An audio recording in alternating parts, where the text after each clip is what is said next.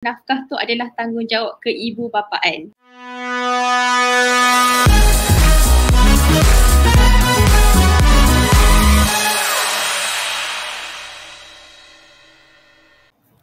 Bismillahirrahmanirrahim. Assalamualaikum warahmatullahi wabarakatuh dan selamat sejahtera untuk para penonton sekalian. Kita bertemu sekali lagi dalam rancangan Insight yang dibawakan oleh Wanita Ikram Malaysia di saluran YouTube Media Wanita Ikram. Baiklah, hari ini kita akan berbicara tentang nafkah dan tajuk perbincangan kita pada hari ini adalah berkenaan dengan nafkah keluarga. Sebenarnya tanggungjawab siapa? Bila bercakap tentang nafkah, semua orang tahu nafkah tu apa. Tapi saya ingin, mungkin kita boleh balik kepada satu rujukan kita, Kitab Fiqh Mazhab Syafi'i. Nafkah secara bahasanya dimaksudkan sebagai mengeluarkan atau menghabiskan. Dan dari segi istilah pula adalah bermaksud semua perkara yang diperlukan oleh manusia seperti keperluan makanan, minuman, pakaian, tempat tinggal dan sebagainya. Dan apa yang saya sebutkan ini sebenarnya adalah menjadi nafkah kerana ia perlu dikeluarkan dan dihabiskan bagi tujuan mendapatkan keperluan asas. Dan hari ini, bila kita bercakap tentang nafkah ini, semestinya dia perlukan satu penjelasan yang panjang lebar kerana teorinya dan praktikalnya ada perbezaan di situ. Dan semestinya juga kita perlu berbincangkan tentang isu nafkah ini dengan seseorang yang merupakan ahli terutamanya dalam bidang munakahat dan juga kekeluargaan Islam. Jadi hari ini saya tak bersorangan kerana kita akan bersembang dengan seseorang yang sangat pakar dalam bidang ini insyaAllah, iaitu Prof. Dr. Najibah Muhammad Zain. Apa khabar Doktor? Alhamdulillah. Apa khabar Mira? Baik, Alhamdulillah. Okey Doktor, saya sangat berbesar hati Doktor dapat bersama kita dalam Sri Insight hari ini.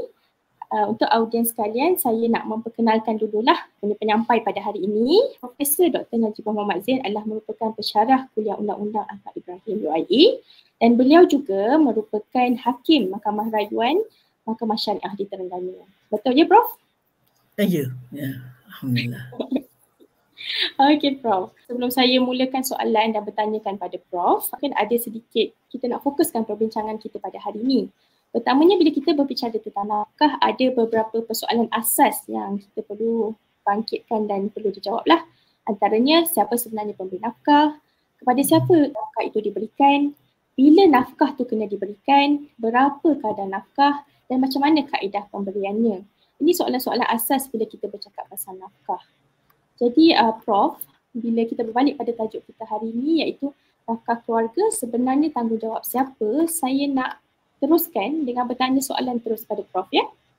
Boleh insyaAllah. Okey, soalan pertama saya, apakah sebenarnya yang dimaksudkan dengan nafkah dan siapa sebenarnya yang dipertanggungjawabkan untuk menyediakan nafkah kepada keluarga? Terima kasih yang dihormati, yang dikasihi anak dia Amirah ya. InsyaAllah malam ni kita cuba bincangkan tentang satu topik yang biasa sebenarnya kita dengar kan dalam masyarakat kita dan yang sebenarnya menjadi perkara penting jugalah dalam kehidupan kita ya, kerana dia merupakan perkara yang memberi kesan kepada kehidupan kepada kehidupan, gaya hidup kita, well-being kita dan sebagainya ya. Jadi dalam kehidupan bermasyarakat, kehidupan berumah tangga ni, Islam telah menggariskan tanggungjawab. Maknanya kalau kita kata tanggungjawab, hak dan sebagainya itu adalah perkara yang biasa kita dengar lah. Tapi dalam konteks kita kata nafkah ni dia adalah tanggungjawab. Dan bila tanggungjawab tu dia akan menjadi hak lah kepada siapa? Kepada orang yang di bawah tanggungan dia.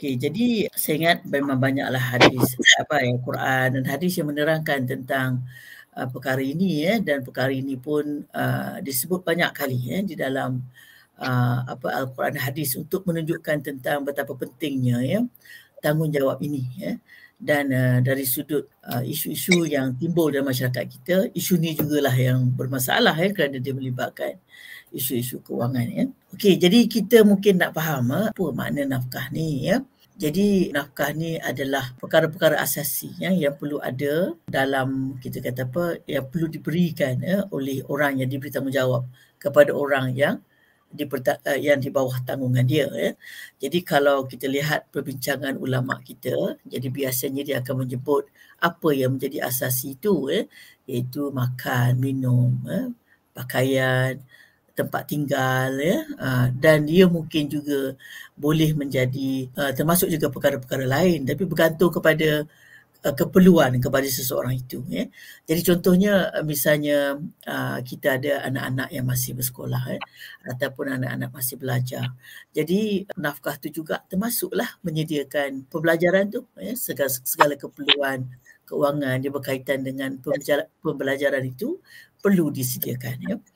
Dalam keadaan-keadaan tertentu juga ya, dia mungkin pula juga boleh termasuk kita kata perbelanjaan-perbelanjaan yang berkaitan dengan medication ya, sebab orang-orang yang di bawah tanggungan kita tu juga mungkin ada masalah perubatan ya.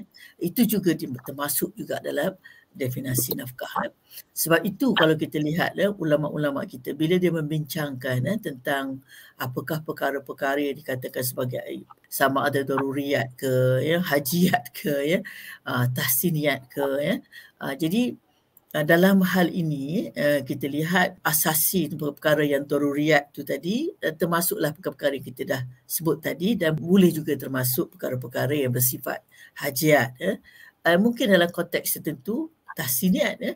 Sebab bila kita define contohnya keperluan kepada rumah, tempat tinggal ya. Jadi kalau kita lihat kepada perbahasan ulama-ulama kita, dia pergi jauh lebih detail ya. Maknanya menyediakan rumah itu mestilah juga dipenuhi dengan kelengkapan rumah kan ya. Mana apa yang kita boleh katakan sebagai rumah. Jadi orang kata membeli periuk belanga ke segala ke kelepar-kelepar rumah dan sebagainya itu termasuklah juga dalam definisi nafkah itu ya. Okey. Jadi bagaimana kita mendefinisikannya itu macam yang saya sebut tadi, dia bergantung kepada keperluan seseorang itu ya. Jadi dalam hukum syarak ni dia meletakkan beberapa garis panduan. Macam mana kita nak tentukan ya dia punya apa yang dimaksudkan itu jadi dalam kita nak menyediakan nafkah itu yang pada kita kata apa pada hukum asalnya itu tadi diletakkan di atas bahu suami ataupun ayah ya apa bapa lah dalam konteks isteri, maka suaminya lah, dalam konteks anak maka bapanya lah ya. Tapi dalam perbincangan ulama-ulama juga dia tidaklah menafikan, tidaklah mengatakan bahawa dalam konteks anak misalnya ibu juga boleh dia maknanya diberi tanggungjawab untuk membayar nafkah anak ni. Yang ni kita akan discuss kemudian. Kerana kadang-kadang ada keperluan-keperluan yang tertentu dalam kita kata apa dalam keadaan-keadaan tertentu di mana consideration sebegini boleh ditimbulkan tapi secara asasnya diletakkan di atas bahu suami ataupun di atas bahu bapa tu tadi. Sebab apa? Sebab kaum lelaki ni memang telah disebut dalam Al-Quran secara khusus ar-rijalu qawwamuna 'ala nisa tu perkataan qawwam tu ditujukan kepada lelaki bima faddalallahu ba'dhum 'ala ba'din wa bima anfaqu jadi kelebihan itu disebabkan kerana apa? Kerana ketanggungjawab dia tu anfaq untuk memberi nafkah kepada orang-orang yang di bawah tanggungan dia ya. Jadi kalau kita lihat ini ayat Quran ya, bukannya pandangan-pandangan ulama fake semata-mata ya. Tetapi dia adalah ayat Quran dan sudah tentu bila Allah nak meletakkan satu kita kata apa syariatnya itu mestilah ada asas-asasnya kenapa diletakkan di atas bahu bapa ya, kerana bagi orang lelaki ni dari sudut asalnya memang dia kena bekerja kan dia bekerja, dia apa nama ni keluar rumah mencari kita kata apa untuk isteri je. Biasanya pada isteri ni dia terhad sikit ya. Jadi kalau kita lihat di barat contohnya ya, dia memperjuangkan konsep gender equality ya, 50-50 maknanya isteri pun kena menyumbang, suami pun kena menyumbang kerana apa? Kerana mereka mengatakan bahawa ini gender equality jadi masing-masing equally kena contribute. Tapi dari sudut kajian-kajian yang telah dibuat bukan kajian tu di negara kita, kajian yang dibuat di negara barat kerana mereka ni memperjuangkan konsep 50-50 gender equality tadi, didapati bahawa bila kita pakai prinsip-prinsip yang sebegitu biasanya orang perempuan ni dia dia jadi disadvantage. Disadvantage maknanya menyusahkan orang perempuan kerana dia tidak dapat melakukan semua pekerjaan berbanding dengan orang lelaki. Dan ini diakui bukan hanya, kita kata apa, bukan hanya dalam konteks kita bila kita bercakap tentang hukum Islam dan sebagainya, tapi diperakui juga dalam konteks di barat. Dan 2 kajian dibuat, di UK satu, di Australia satu. Jadi satu jumlah yang besar juga, mana 33% orang perempuan menyusahkan orang perempuan kerana Prof, menarik tu, dah sampai keadaan-keadaan di barat. Saya nak tanya soalan tu tapi Prof jawab nanti sebab sangat menarik. Kita akan tanya soalan seterusnya, boleh Prof? Jadi apa yang Prof katakan tadi, bahawa umumnya nafkah ni letak pada pundak ataupun bahu ayah kepada anak-anak dan suami kepada isteri, berdasarkan konsep Qawwam tadilah kan. Yang Prof rujuk tu yang pertama. Yang kedua, ada juga keadaan-keadaan yang bergantung kepada keperluan ibu juga ada tanggungjawab nafkah kepada anak. Betul ya Prof? Okey Prof, ini soalan boleh menyumbang. Boleh menyumbang. Okey, baik. Jadi dia bukan direct lah, dia bukan terpakai kepada semua, kita tengok bergantung dia bukan fundamental, dia bukan hukum asal. Hukum asal. Okey, terima kasih Prof. Prof, soalan saya seterusnya, bila kita cakap pasal nafkah, kita dah tahu siapa punya tanggungjawab secara umumnya. Kita nak cakap pula tentang berapa kadar yang ditetapkan oleh pemberi nafkah untuk menyediakan nafkah pada ahli keluarga ni. Sebab orang kata nafkah ni konsepnya sedekah, sedekah. Apa komen Prof?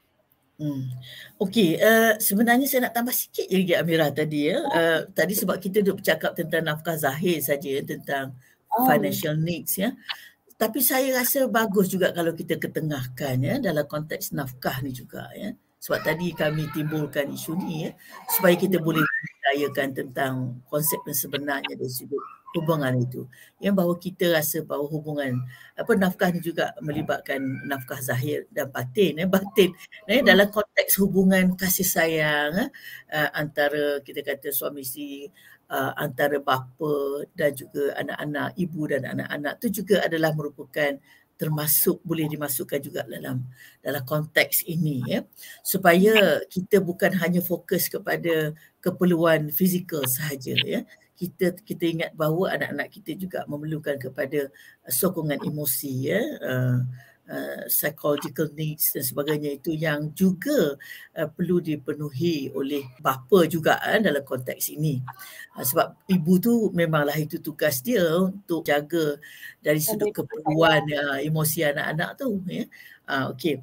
So dari sudut kadar ni pula jadi sebenarnya memanglah kita tak ada satu jumlah yang mesti gitu dan mesti begini tetapi kita mungkin boleh bersandarkan kepada hadis Rasulullah SAW tu dia kata tak ingatlah pula matan dia tu, tapi lebih kurang macam inilah maknanya pendapatan kamu tu kita bahagi kepada tiga bahagian, maknanya 1/3 untuk kita kalau kita nak pakai konsep sedekah tadi kepada isteri dan anak-anak kamu yang di bawah tanggungan kamu, 1/3 itu maknanya kamu simpan katakan dan 1/3 tu untuk kegunaan lain lah jadi sudah adalah bayangan-bayangan sedemikian mana kita boleh tengoklah daripada jumlah pendapatan itu, maknanya 1/3 tu memang untuk kita kata ahli anggota keluarga Tapi dalam konteks kita di Malaysia ni, kita juga ambil kira kadar kemiskinan pada paras kadar kemiskinan yang ada dalam negara kita ni. Jadi bila kita buat formula untuk bahagian sokongan keluarga tu yang terletak di Mahkamah Syariah tu untuk menguasakan perintah-perintah nafkah yang tidak dibayar itu kita menggunakan formula-formula, tapi formula tu kita buat dah lama. Jadi sekarang ni kadar kemiskinan sudah naik sampai 2000 paras kadar kemiskinan sampai 2000 something. Jadi sudah tentulah maknanya kita memerlukan kepada pengiraan yang lebih objektif lah dalam kita, sebab kita nak kena make sure sebab dalam perbincangan ulama bila kita nak menentukan kadar nafkah ni, kita nak kena tengok 3 perkara So, kalau kita tengok dari sudut perundangan, banyak lagi kriteria dia tu lebih kurang maknanya status dia disebut status taraf hidup taraf hidup, keperluan, keperluan. Maknanya kita kena ambil kira bukan hanya keperluan. Keperluan tu nombor satu lah. Kemampuan orang yang nak memberi dan juga taraf hidup dia. Sebab kalau kita tengok dari sudut hukumnya, dari sudut pemakaian hukum dan juga undang-undangnya, taraf hidup biasanya bila kita bercakap dalam konteks perceraian, jadi taraf hidup anak, maknanya dia punya status of living status dia masa dalam perkahwinan, masa ibu bapa dia masa dia masih lagi hidup bersama-sama. Dengan selepas perceraian tidak boleh kurang, dia tak boleh kurang. Jadi biasanya kadang-kadang ini masalahnya, sebab bila berlaku perceraian, bapa tu mungkin dah kahwin lain kan, dan ada tanggungan-tanggungan dan sebagainya, jadi kalau kita lihat daripada keputusan yang telah dibuat oleh mahkamah, terutamanya di mahkamah sivil, saya rasa boleh kita pinjam prinsip-prinsip itu, sehingga kan ada kes-kes yang mahkamah akan mengatakan bahawa sebab mahkamah tak boleh compromise, maknanya mahkamah tidak boleh kompromi dengan kebajikan anak, sebab bila dia terjejas dari sudut kebajikan anak tu, dia akan terjejas pembesaran dia dari sudut emosi dia. Dan ini pun kita dah ada lah proven lah daripada beberapa kes yang telah kita handle, maknanya daripada kebiasaan dia duduk di rumah yang lebih besar, tiba-tiba bila dah bercerai dia duduk rumah yang lebih kecil, sebab mungkin mak dia duduk dengan jadi itu sebenarnya tidak boleh, dalam konteks kalau kita tengok dari sudut kerangka perundangan sama ada syarak ataupun dalam konteks yang sama je perkara ni. Sepatutnya tidak boleh macam itulah, tidak boleh macam itu. Tapi kalau dah terpaksa tu, mungkin kita boleh kompromi dengan, tapi maknanya nak kena ada penerangan, nak di-counselkan dan sebagainya. Jadi maknanya kita tak boleh, maksudnya ialah we cannot take for granted, itu maksud dia. Okey, jadi di dalam konteks tu pernah saya lihat satu keputusan kes mahkamah. Jadi mahkamah akan mengatakan bahawa keperluan anak ni satu benda yang kita kata tidak boleh dikompromi. Okey, jadi kalaulah misalnya si bapa tu seorang yang mempunyai keupayaan untuk melakukan 2-3 kerja, buatlah. Macam tu. Mana hakim kata you kena buat 2-3 kerja, tapi tidak boleh memberi alasan yang ini je saya mampu. Tak boleh. That is not something yang acceptable dalam konteks kalau saya lah, kalau kes macam tu appear depan saya pun I will say the same thing. Jadi sebab kita faham konsekuens dia. Jadi ini yang kalau kita benarkan perkara ini berlaku, jadi alasan-alasan sedemikian ni, sewenang-wenangnya boleh dijadikan alasan untuk tidak memberi nafkah yang secukupnya. Jadi sebab tu kadang-kadang saya tengok di mahkamah syariah banyak berlakulah benda ni, slash banyak dan sebagainya. Jadi sebab itu tadi saya sebut tentang bagaimana ibu tu boleh berperanan. Jadi hari ni contohnya kita lihat dalam perundangan macam contohnya di Morocco, dia membolehkan mahkamah memerintahkan juga ibu contribute kepada nafkah anak, kalau anak lah dalam konteks anak, kalau ibu tu mempunyai kemampuan keuangan dan dia willing untuk melakukannya. Dalam konteks willing melakukannya itu sedekah bagi dia lah kan. Tanggungjawab apa, tapi dia bukanlah tanggungjawab ibu. Tapi kalau dia willing to do that, mahkamah kena ambil kira perkara itu tadi, supaya anak tu tidak akan terabai dari sudut keperluan dia tadi. Jadi sebenarnya dalam hukum syarak pun memang ada ulama-ulama kita membincangkan bahawa ibu juga boleh mengambil tanggungjawab untuk membayar nafkah itu. Jadi ianya satu perkara yang kalau kita lihat ada persamaan juga di mahkamah sivil pun macam itu. Maknanya untuk orang bukan Islam, saya ingat mahkamah lebih human pendekatan dia. Dia mengatakan bahawa bapa tu masih lagi sebagai kita kata primary caregiver, dia panggil primary caregiver. Tapi ibu tu dia kira sebagai secondary caregiver. Jadi bagi kita nak supaya bapa juga tidak rasa terbeban. Jadi dalam konteks yang bila ibu tu, macam sekarang ni kita tengok ramai juga ibu-ibu kita yang ada yang financially stable lah daripada bapa pun sebenarnya kan. Kalau sebab tu kalau kita kata apa, banyak kes sekarang ni yang kalau bapa defaulted in payment pun memang ibu lah yang menanggung pun kan ya. Jadi kita sebenarnya tengah mencari formula-formula yang lebih baik lah supaya kita nak supaya tanggungjawab sebenarnya dia bukan siapa punya tanggungjawab dia sebenarnya kita nak katakan bahawa nafkah ini merupakan tanggungjawab keibubapaan dia panggil parental responsibility, di mana kedua-duanya kena ambil tanggungjawab tadi, sama ada dia dalam konteks menyediakan kita kata keuangan dan sebagainya, tapi at the same time saling juga menyempurnakan tanggungjawab untuk memastikan bahawa anak-anak tu emotionally fulfill dalam konteks yang walaupun mungkin dalam konteks perceraian dan sebagainya dia tidaklah terjejas dengan kekurangan-kekurangan yang berlaku sama ada kekurangan itu dalam konteks kedua ibu bapa itu tidak tinggal dalam satu bumbung dan juga kekurangan dalam konteks keperluan-keperluan asas yang tidak dipenuhi kerana kesannya sangat besar kepada pembesaran dia lah, kita kata persekitaran dia Baik Prof, ni sangat menarik Prof, sebab saya tanya tentang konsep sadakah tapi Prof membawa saya kepada satu dimensi yang baru yang mana Prof katakan bahawa nafkah tu adalah tanggungjawab keibubapaan. Saya suka ayat tu Prof. Dia bukan fokus kepada siapa tapi ia adalah tanggungjawab bersama lah. Prof, terima kasih. Soalan seterusnya Prof, sebab tadi kita banyak bercakap tentang nafkah anak, nafkah ibu bapa kepada anak, bapa kepada anak. Sekarang saya nak tanya soalan sebab tadi Prof ada cerita tentang kajian yang dibuat di Barat tentang konsep gender equality 50-50 tu. So soalan saya sekarang tentang nafkah isteri. Tengok dalam konteks Malaysia, di mana wanita di Malaysia ni rata-rata sekarang dah keluar bekerja untuk membantu keluarga.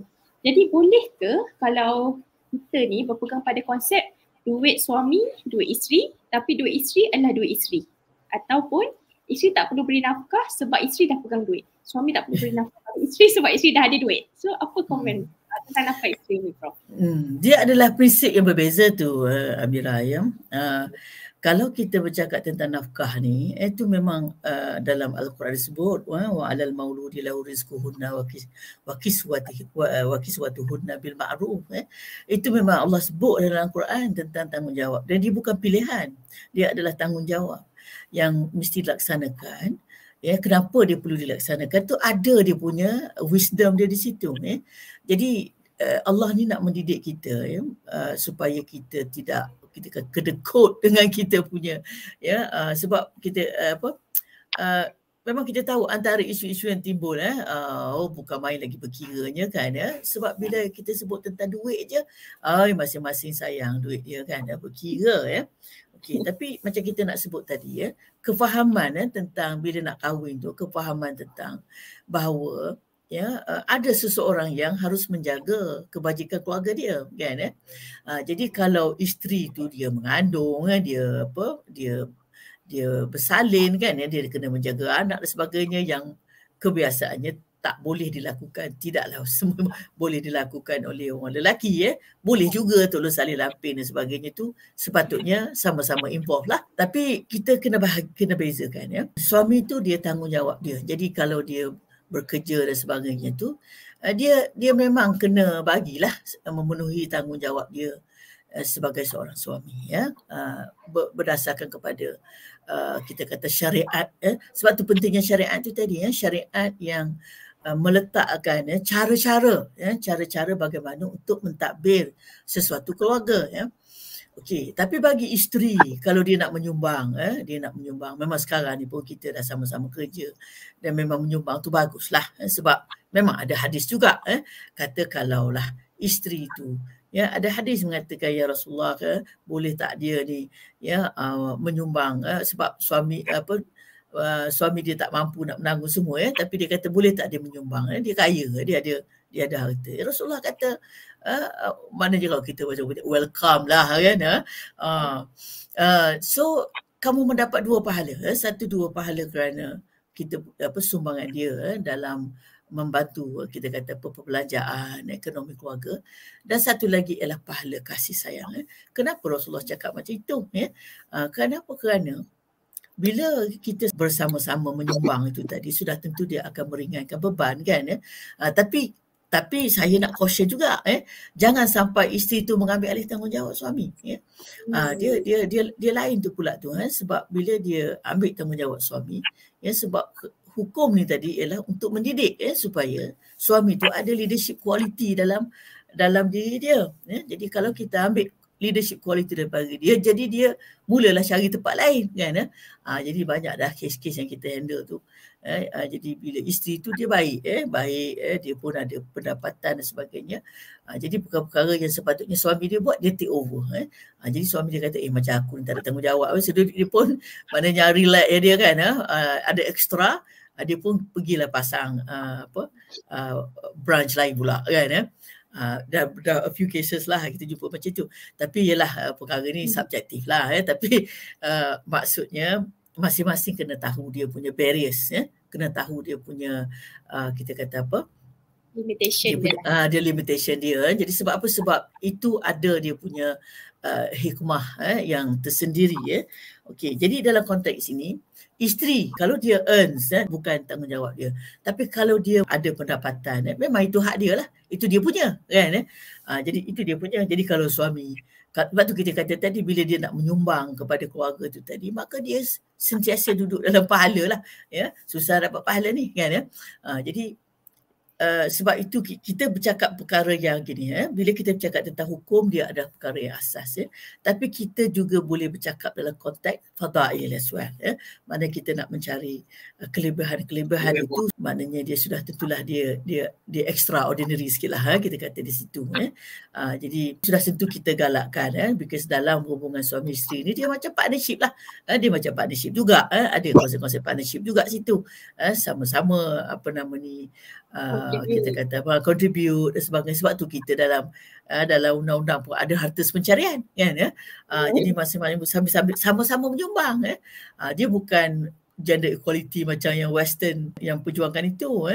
Jadi dalam konteks itu, apa yang penting ialah kita tahu apa hukum dia tu tadi. Jadi kalau misalnya saya pun biasa juga dapat pertanyaan-pertanyaan, macam contohnya suami kata, kamu kan dah ada kerja kan, dah ada pendapatan sendiri, maka dia kata dia tak payah dah nak bagi nafkah tu tadi. That is a very wrong concept. Salah tu. Sebab apa? Sebab kita balik kepada hukum asal tu, tanggungjawab tu ada dalam Quran tu dia kena bagi. Kecuali kalau isteri dia kata, tak apalah, saya waive lah saya punya rights, hak saya tu saya lepaskan lah. Itu cerita lain lah. Itu cerita lain. Jadi kalau misalnya dia buat statement yang macam itu, katalah suami dia meninggal ke apa, berlaku perceraian, dia nak tuntut semula lepas pada itu, tak boleh lah. Sebab dia dah bersetuju untuk lepaskan dia punya hak dia. Tapi dia tak boleh lepaskan hak anak dia. Kan. Jadi tak boleh kata awak tak payahlah nafkah tu untuk dia boleh, tapi dia tak boleh lepaskan nafkah untuk anak, dia tak boleh, because anak tu adalah tanggungjawab. Dia third party, dia tak boleh mewakili third party. Sangat menarik Prof. Bila kita cakap hukum tu satu ketetapan lah, tapi kita tengok pada aim dia kan, itu yang mungkin masyarakat kita orang berlomba-lomba lah nak bekerja untuk pahala tu kan. So satu galakan yang sangat baik Prof, saya sangat suka. Prof, boleh tak kita nak cakap pula pasal culas nafkah ni. Okay? Kita cakap pasal nafkah, kita cakap pasal tanggungjawab dan hak. Sekarang saya nak tanya, adakah masalah culas menyediakan nafkah pada keluarga ni sebenarnya berpunca daripada masalah kekurangan kewangan, kurang pendapatan? Sebab tadi Prof ada maklumkan yang ada kongsikan, pertama kena tengok kemampuan memberi. Kemampuan pemberi. Jadi adakah punca masalah nafkah tertunggak atau tak boleh bayar nafkah ni punca dia sebab masalah kewangan? Ya. Dia sebenarnya kan kalau kita lihat rata-rata lah masalah-masalah kalau kita lihat pada dalam konteks masalah ini dia berpunca daripada puncanya berbagai-bagai. Tapi kalau kita lihat dalam perkahwinan, contohnya ketidakfahaman tentang tadilah boleh kata kita tentang hukum tu tadi, tanggungjawab kan. Sebab kadang-kadang kita tengok masyarakat kita ni dia dia kata fall in love, bercinta-cinta, lepas tu kahwin, lepas tu tak pergi kursus pun macam duk main game kan, jadi jadi jadi dia tidak menghayati apa itu tanggungjawab. Memang kita tahu tanggungjawab kewangan ni bukan tanggungjawab mudah, sebab manusia disuka kepada harta kan, disuka kepada harta. Jadi bila dia nak keluarkan tu, Allah, dia kata sayang duit aku ni, berat. Jadi padahal itulah macam kita balik pada konsep sedekah tadilah, padahal tanggungjawab tu memanglah kita kata kalau tak buat berdosa kan, kalau buat dapat pahala kan, dan dia adalah pahala sedekah juga tapi tak buat berdosa tu kan, jadi dalam konteks tu payah nak dipahamkan. Okay, ini yang kita lihat daripada kes-kes kita lah. Dan selalunya masalah ini lebih lagi bermasalahnya jika pihak-pihak tu bercerai. Bercerai. Kalau kematian tu dia lain pula hukum dia. Tapi kalau dia bercerai, ini yang selalu masalah yang kita hadapi lah. Kenapa? Sebab tu sampai kita terpaksa tubuhkan BSK, kita panggil bahagian sokongan keluarga dekat mahkamah.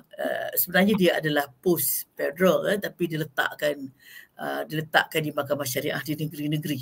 Maknanya federal ni bantu kerajaan negeri untuk melaksanakan penguatkuasaan perintah nafkah ni tadi. Dan saya dan beberapa dengan kawan-kawan ni memang dah berada dalam jawatankuasa ni lah, jawatankuasa induk ni dah 15 tahun dah kita membincangkan tentang isu nafkah ni. Jadi macam isu yang tak apa nak selesai jugalah sebenarnya kan. Tapi kita nampak sebahagian besarnya kalau tidaklah kerana mungkin kemiskinan, kehilangan pekerjaan, kehilangan keupayaan mendapatkan pekerjaan. Tapi kebanyakannya dia adalah berpunca dari masa dendam. Maknanya masa dia orang bercerai tu ada timbul dendam, biasalah kan, yang tidak dapat diuruskan dengan baik. Kerana apa? Kerana kita tidak ada tadi sistem sokongan, kaunseling dah apa semua tu tak berapa ada in place.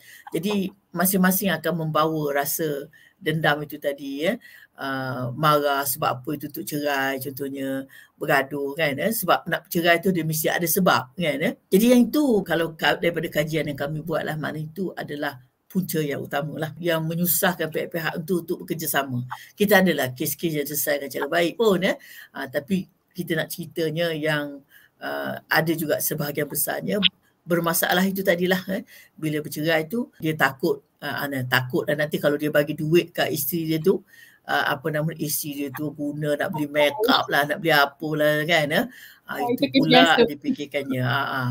Kan, jadi sebab tu kadang kita fikir macam mana nak kalau nak bayar nafkah ni, nak masukkan terus dalam akaun budak-budak ke, sampai macam tu terpaksa fikir kan.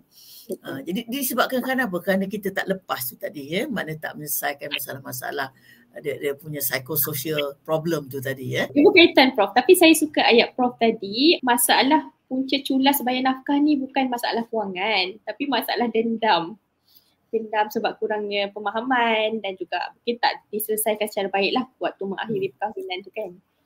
So terima kasih atas insight tu. Soalan saya seterusnya, apakah langkah yang boleh diambil sekiranya bekas pasangan ni culas dalam menjalankan tanggungjawab menyediakan nafkah kepada keluarga? Dia tahu kenapa dia culas. Sekarang apa sebagai penerima nafkah dia boleh buat untuk tuntut hak mereka?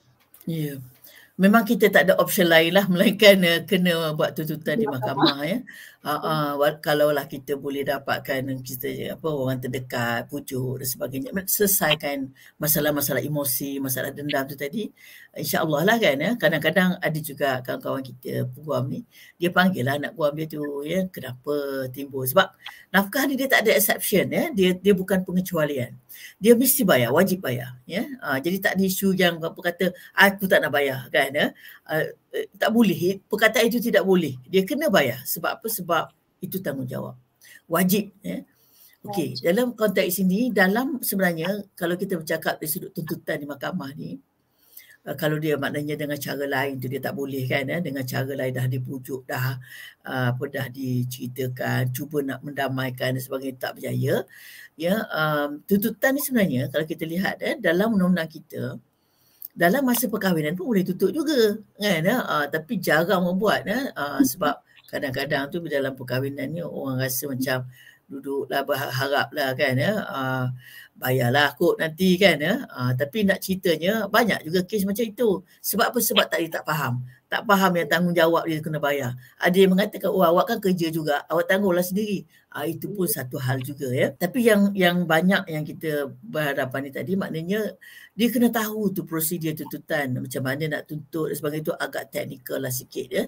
Tapi sekarang ni sebenarnya dah tak ada masalah sangat kalau kita pergi ke mahkamah tu, dia dah ada dah borang-borang sebab boleh isi je boleh isi, maknanya beritahu berapa tuntutan-tuntutan tu tadi ya.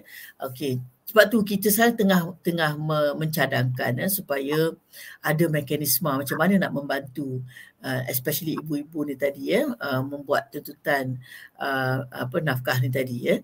Jadi kita mencadangkan mungkin ada borang-borang tertentu sebagai, dan saya tengok kita tengok macam mana negara-negara jiran kita ni ada yang agak advance sikit dalam prosedur-prosedur yang berkaitan dengan tuntutan nafkah ni. Kita bolehlah kita ambil ni sebagai model dan sesuaikanlah ya. Tapi macam itulah, memang nak kena pergi ke mahkamah ya. Dan kita tahu adalah yang ibu-ibu kita pun bersungguhlah. Ianya memang teknikal sikit dan kita kena tahu macam mana cara untuk nak buat tuntutan itu. Tapi sekarang ni itulah kita pun nak cakap juga ya, bahawa kita ada bahagian sokongan keluarga di setiap negeri ya. Jadi tapi kita kenalah ambil maknanya ibu-ibu ni yang nak membuat tuntutan nafkah ni tadi, especially kalau kes anak-anak lah, isteri pun boleh juga ya. Memang kena pergi mahkamah untuk dapatkan satu perintah jumlah nafkah tu tadi ya. Dan jumlah nafkah tu tadi berdasarkan kepada tuntutan yang dibuat lah. Jadi kita ambil kira tadi apa yang dimaksudkan dengan keperluan asas makan minum. Kita quantify lah, Jadi sebab tu kita kata kena ada satu template yang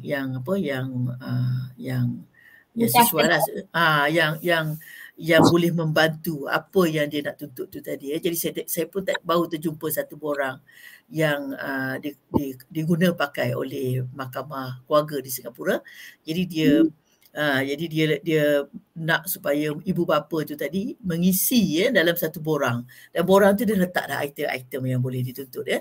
Jadi dia memudahkanlah. Jadi kita tengah nak cuba developkan model ini supaya kita boleh guna pakai juga dekat mahkamah kita ya. Tapi itulah, ini antara kita kata tuntutan nafkah ni antara tuntutan-tuntutan yang tidak digemari lah sebenarnya ya, sebab prosedur tu agak complicated, dan kita pun cari jalan juga macam mana nak memudahkan prosedur tu masih lagi dalam proses lah untuk kita bantu ya. Tapi memang dalam konteks ini dia tak ada cara lain lah, memang kena buat tuntutan tu kena buat di mahkamah lah ya.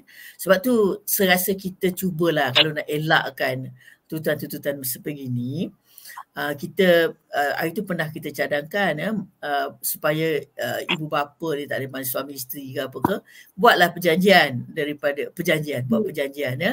Katalah kahwin ni suami nak bayar berapa contoh, tak apa, buat je kalau misalnya ya, sebab supaya bila dah ada perjanjian dia senang.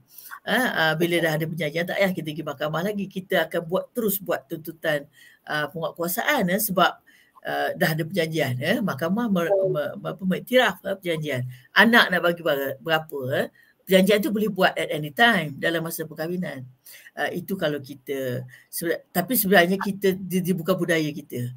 Jadi kita pun rasa macam nak bercerai je ni kan kalau kita buat perjanjian dalam masa perkahwinan. Tapi sebenarnya kalau kita lihat macam di barat dan sebagainya, dia sangat menggalakkan untuk buat perjanjian sedemikian ya, supaya sebenarnya kalau kita lihat di sini macam tadi banyak orang tersalah faham tentang kewajipan membayar nafkah. Tapi kalau kita buat perjanjian macam itu, suami kata aku ada tanggungjawab ni kena bayar nafkah ni kan, sebab kita dah buat perjanjian ya. Jadi itu antara perkara-perkara yang kita nak membudayakan supaya masyarakat tahu bahawa dia ada tanggungjawab untuk membayar nafkah ni tadi ya. Dan nafkah ni boleh diubah maknanya sampai satu tahap bila dah katalah masa kahwin tu bayarlah baik hati punya kan 500 bulan kan ya. Tapi takkanlah 10 tahun 500 itu lagi ya tak. Tapi kita ada undang-undang yang boleh membuat ubah perintah, itu tak ada masalah. Walaupun kita kata perjanjian tadi kan, tapi perjanjian bila dia melibatkan nafkah dan juga penjagaan anak contohnya, dia boleh diubah. Yang tu. Tapi perjanjian lain, contohnya perjanjian kalau isteri kata, awak tak payahlah nafkah saya, kan, tak payah bayar. Itu dia, itu tak boleh. Dia jadi, kalau undang-undang dia panggil res judicata. Maknanya you dah berjanji tak nak terima, jadi you dah waive you punya right. Jadi dia tak boleh tuntut. Jadi aspek-aspek tu kita kena tahulah. Kita kena tahu. Prof, terima kasih untuk menarik tentang perjanjian. Ataupun kalau kita peguam ni, perjanjian tu macam keras sikit, kita kata persetujuan lah Prof. Persetujuan dalam perkahwinan. Kita set sama-sama berapa husband, berapa isteri, berapa anak. Kita set kiraan bulanan perbelanjaan kan. Mungkin tu uruf tu boleh adat yang waktu perkahwinan tu, kalau berlaku perceraian masih boleh diguna pakai lah. Dan mungkin dibawa ke mahkamah sebagai sebab tu saya suka guna perkataan perjanjian, Amirah. Agreement, dia guna perkataan perjanjian. Jadi kalau kita boleh formalisekan dan masukkan dalam kita punya undang-undang, dia lagi lebih kuat lah, supaya kita tak rasa bahawa kita ni berkira-kira sangat kan, undang-undang suruh kan. Jadi bila undang-undang suruh, kita buat lah kan. Jadi itu cara untuk kita nak membudayakannya lah. Menarik Prof. Okay Prof, soalan terakhir saya untuk Prof adalah, kita bercakap tentang nafkah tadi kan hampir 1 jam. Saya nak minta pandangan Prof lah. Bagaimana kita boleh menimbulkan kesedaran dalam masyarakat tentang konsep dan pemahaman yang betul tentang nafkah ni menurut Islam? Well, yalah, advokasi ni satu perkara yang kita boleh lakukan at any time. Sebab tu kita sebenarnya cuba untuk nak menyarankan kepada negeri-negeri supaya dia ubah konten dia punya pra-perkahwinan tu. Sebab itu maknanya kita channel yang pertama yang kita boleh dekat dengan orang-orang yang nak berkahwin ni kan, dia kenalah melaluinya itu. Tapi walaupun advokasi ni kalau kita boleh lakukan, masukkan silibus-silibus dalam persekolahan misalnya kan, jadi maknanya daripada sedari kecil, sejak daripada sekolah lagi pun dia dah tahu tentang tanggungjawab ni. Tapi saya rasa platform yang lebih sesuai tu tadilah semasa kursus pra-perkahwinan tu. Jadi kita kena rigorous kat situ, kena ada macam, bukan sekadar ceramah semata-mata lah, tapi stimulasi dalam bentuk forum ke something yang boleh menarik kesedaran masyarakat. Dan tadilah agreement tadi tu ia satu benda yang saya rasa patut dibudayakan kan, supaya dia, jadi masing-masing akan nampak ini this is tanggungjawab. Sebab kadang-kadang kalau kita dengar ceramah kita tak dengar, kita duduk dengar benda lain kan, jadi kita tak kita tak pay attention Apa tak boleh buat Prof. Itulah. Sebab kalau di UIA contohnya, kita ada 10 minggu untuk student-student kita, parenting management kita panggil. Parenting management tapi ni budak-budak ni belum lagi nak kahwin pun kan, sebab dia masih lagi universiti. Tapi itu je platform yang kita rasa kita boleh gunalah. Tapi saya rasa the best is masa dia nak khusus pra-perkahwinan tu, mungkin kita nak kena ubah dia punya syllabus dia tu. Okay, jadi apa pun saya lihat macam trend lah di negara-negara barat ni, dia banyak menekankan tentang isu tadilah perjanjian tadi, dan banyak ditekankan tentang macam kita ada, kalau macam dalam konteks perceraian dan sebagainya, dia ada agensi tertentu kan, tapi dalam hal ini sebenarnya dalam undang-undang kita tu dah ada pun dia punya perundangannya, tapi mungkin sebabkan dia tidak dibincangkan dengan detail oleh mungkin ustaz yang bagi ceramah dan sebagainya, jadi masyarakat pun tak tahu bahawa how serious benda tu, apa dikatakan sebagai tanggungjawab, kalau tak buat macam mana kan, jadi mungkin pendekatan itulah perlu diubah lah. Alright Prof, terima kasih banyak. Saya kira itu soalan saya yang terakhir tadi. Prof, kalau boleh saya nak sembang lagi banyak dengan Prof. Sangat menarik topik ni, dan huraian Prof sangat menyeluruh lah walaupun dalam masa yang singkat. Saya ucapkan terima kasih banyak Prof atas kesudian bersama insight pada hari ini. Moga akan datang kita boleh panggil Prof lagi ya untuk berkongsi dengan kami dalam aspek-aspek munakahat dan kekeluargaan yang lain ya. Boleh, insyaAllah. Alright, terima kasih sekali lagi Prof dan hadirin sekalian. Sebagai penutup, isu nafkah seperti yang kita bincangkan tadi adalah merupakan satu isu yang kompleks dan berangkai. Kita mempunyai undang-undang yang bagus dalam melaksanakan dan menguatkuasakan tuntutan nafkah selepas berlakunya perceraian di Malaysia. Tapi sedaran dan pemahaman sebenar tentang nafkah menurut Islam mestilah jelas dalam kalangan masyarakat agar amanah, tanggungjawab yang diberikan oleh Allah Ta'ala kepada hamba-hambanya dapat dijalankan dengan sebaik mungkin mengikut kemampuan masing-masing. Oleh itu, sekian sesi insight kita pada hari ini. Semoga kita bertemu lagi dan teruskan bersama Insight Wanita Ikram. Sekian daripada saya, Amirah. Assalamualaikum warahmatullahi wabarakatuh. Assalamualaikum. Media Wanita Ikram.